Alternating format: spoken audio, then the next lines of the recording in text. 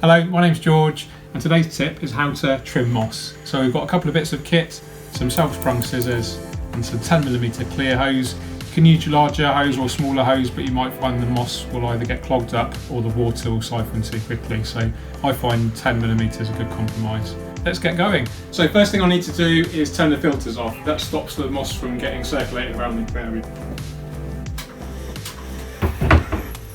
So that's a simple case of putting our scissors and hose near the moss where we need to trim. Start off a siphon, so we'll just suck on this end here, put that in a big bucket, and now we can trim.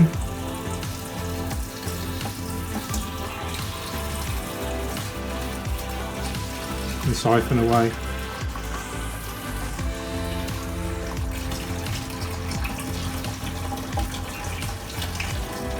The thing is with moss, it usually sinks. You can trim and just allow the moss to sink, but that's going to take a lot longer than doing it this way. So next we need to turn the filters back on.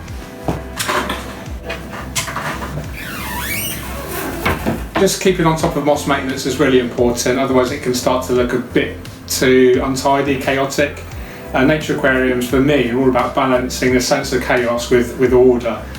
So in nature you'll often see really beautiful patterns, but they're not necessarily, too formal, like an English formal garden, for instance, which, if you're into that sort of thing, you probably want to look at Dutch aquascaping, so do check that out.